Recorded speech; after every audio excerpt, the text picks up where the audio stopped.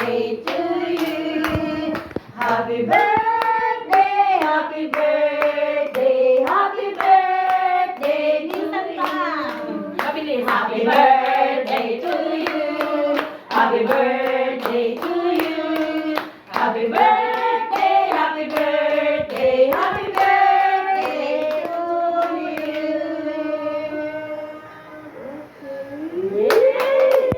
Naramdaman din ako kung gagawin ako ang proud sa mga tao.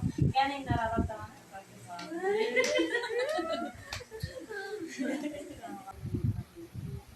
sa tuwing birthday ko talaga po, pinaparado sa akin ni Lord na gano'n ako ka-special sa akin. Sobra, sabi ko, Lord, salamat na alam ko bawat tao na gusto ko na maranasan din nila kung gano'n rin sila ka-special para sa Panginoon. Kasi pag nakakilala ka, sobrang masasabi mo, Lord, salamat napaka-special ko sa iyo. Di ba tayo pag nag-birthday tayo, mararanasan mo ni presensya ni Lord, Lord, salamat. Ano pala, special ako sa iyo. Sa quick birthday ko talaga. Yung alam mo yun.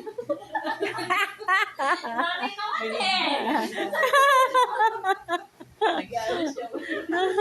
Kaya salamat po ako talaga sa inyo. Ito ngayon. Nagpapatuloy ako. Gaya ko yan, nanay, na alagad ng Panginoon na talagang hindi rin ako binibitawan. Nasa pilang nag-iusip kami. Salamat ako nakakilala ako na ganito na. Thank you, God.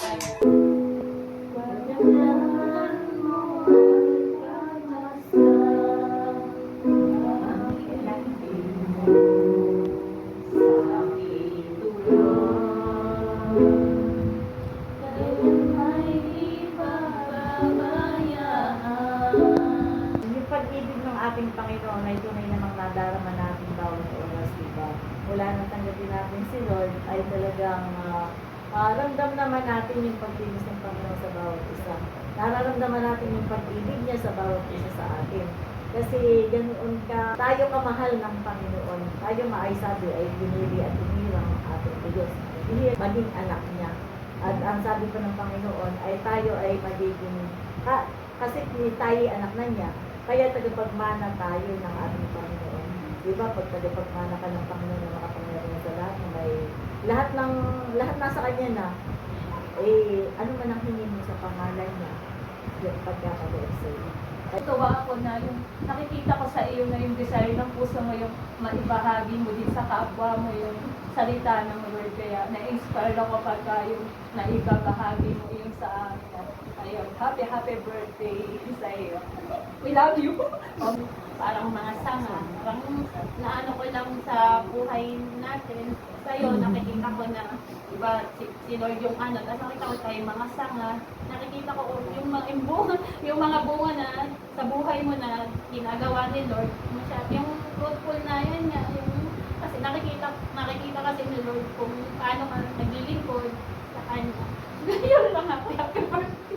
Ako, ano man po yung ating sunuran, lahat ng tao may pagsubok, may problema. Pero, ang sabi ko, ilagak sa kanya. Sabihin sa kanya, at siya ang bahalang lumitas. Siya ang bahalang mag-ayos ng lahat sa ating buhay. Basta ang mahalaga sa mga happy birthday, my darling. Thank you. Sa akin lang naman eh.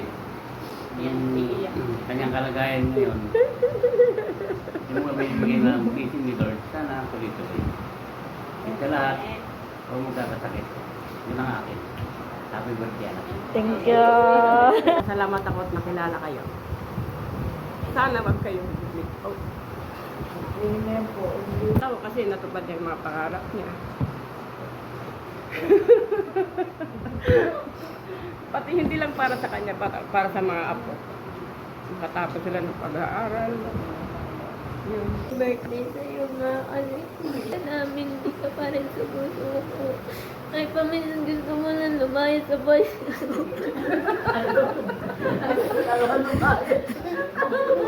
Siyempre, thankful ako sa'yo kasi kahit nga ganun, sobrang namin ni Monte. Lalo na pagka nagiging pasawala ako paminsan. Hindi pa rin nawawala yung pagiging supportive mo sa akin. Love you. Uy, love you lang? Grabe.